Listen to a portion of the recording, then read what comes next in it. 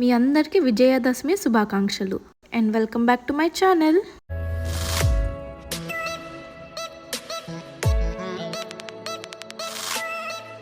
నేనైతే నైవేద్యం పెట్టడానికి ప్రసాదాలు చేస్తున్నాను. ఫస్ట్ అయితే నేను నిమ్మకాయ పులిహోర చేస్తున్నాను. సో నిమ్మకాయల పిండి అండ్ మొత్తం రైస్ అన్నీ పోపు వేసిన తర్వాత కొంచెం చల్లారిన తర్వాత నిమ్మకాయ వేస్తే అప్పుడు కొంచెం బాగుంటుంది, టేస్ట్ అనేది వస్తుంది మనకి.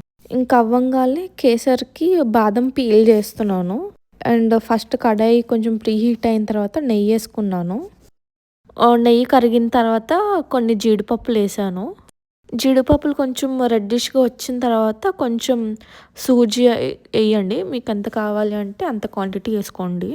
సూజీ వేసిన తర్వాత లైట్ రెడ్డిష్ అయిన తర్వాత కొంచెం వాటర్ పోసుకోండి, ఎక్కువ వద్దు. ఇంకా మన కేసరి కూడా ప్రిపేర్ అయిపోయింది. సో ఇంకా ప్రసాదాలు అయిపోయిన తర్వాత నేనైతే పూజ స్టార్ట్ చేసేస్తున్నాను. ఏంటి వింతగా చూస్తున్నారో, నిమ్మకాయలకి బొట్లు పెడుతున్నా అని. ఆయుధ పూజ మేమే చేసుకున్నాం కాబట్టి ఇంకా బొట్లు పెట్టేసి ఇంకా చేతు కూడా మంత్రం చదివాడు, నాకు తెలుగు రాదు కాబట్టి. ఇదండి మా పూజ ఇలా చేసుకున్నాము. సో పూజ అయిపోయిన వెంటనే ఇంకా మేమైతే కారుకి ఆయుధ పూజ చేసుకున్నాం మేమే. ఇంకా అదే రోజు సాయంత్రం మేమైతే మీనాక్షి టెంపుల్కి స్టార్ట్ అయిపోయాము.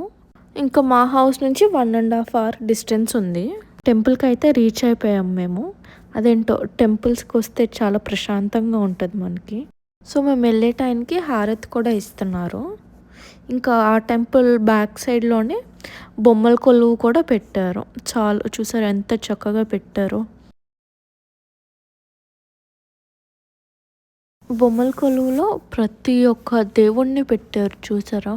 అమ్మవార్లు, నటరాజస్వామి, ఇంకా వెంకటేశ్వర స్వామి, నారాయణమూర్తి, ఎన్ని దేవుళ్ళు ఉన్నాయో చూసారా.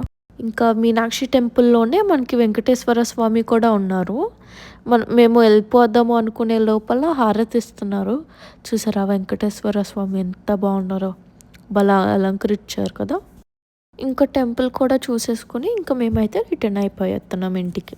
And that's it for the video. Thanks for watching. See you guys in the next blog.